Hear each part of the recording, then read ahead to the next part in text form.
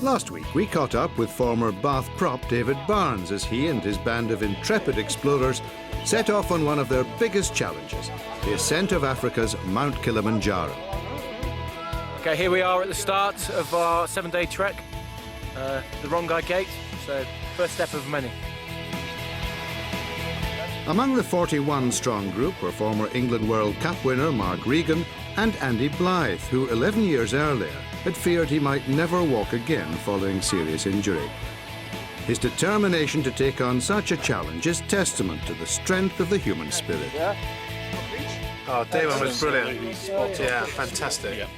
Quite an easy walk up through the forest, in which we saw some Columbus monkeys, so that was quite exciting. And we got some great views on the way up, looking back over to Kenya. And then just as we came to the first base camp, we also saw the peak of the mountain, which was quite exciting and also quite daunting, realising how much further we've got to go.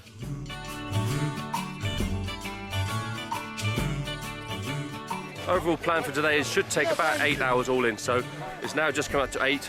Assuming we get squared away and out, we should be in camp for about 4 o'clock this afternoon. Today is about getting to know new people, so if we need support on the last couple of days, it's going to be there for us. With Nick, we have Mr. Barnes. Yes! Congratulations, For most of the group, this was a trek into the unknown. Over the coming days, their mental and physical reserves would be pushed to the limit, as would their patience, particularly those climbing with Mark Regan. Barnesy sweat patch, standard. Standard, Bab. Battle sit, Barnesy, give us an arm. Right, yes. With the porters having already gone on ahead, the group arrived to a welcome dinner. A satisfactory day one completed. Got into camp tonight, beautiful camp. We've got Kilimanjaro one way, we've got Mwenzi Peak behind me, and we're looking forward to having a bit of tea tonight, and then a sort of later start tomorrow, and a bit of a chance to recharge the batteries. And as darkness descended on the camp, so did the realization of the task ahead. We're heading further up the mountain tomorrow, and as you go further up, altitude will affect your sleeping, and it will make it a lot harder to sleep, and you need as much energy as you can now for summit night. So very important we get a good night's sleep tonight, and it's another long day tomorrow, so a good challenge ahead, but one, as I say, a very, very worthwhile cause. And you've got to keep warm. Night, Andy. Night, John boy.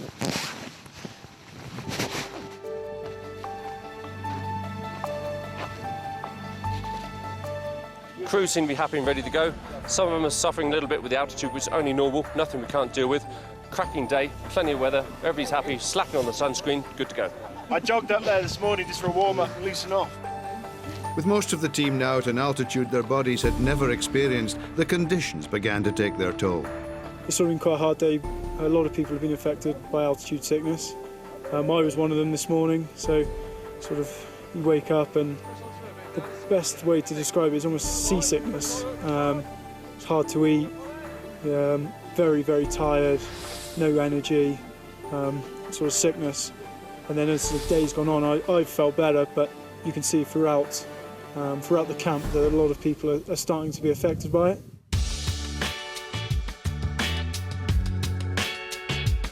Some people have had an uncomfortable night where the temperature did drop down to below freezing, and some are having challenges with the altitude, which is only to be expected.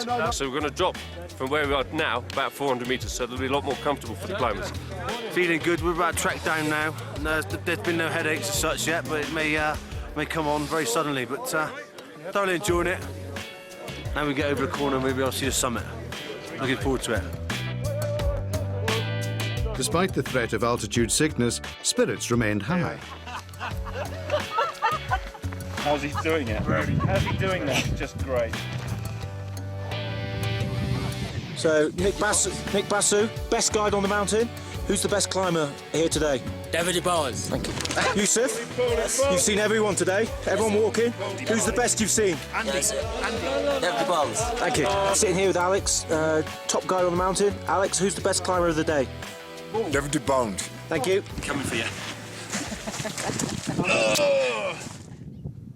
Having completed the 4th day of their ascent and the summit now within reach, it became apparent that things were going to get a whole lot tougher.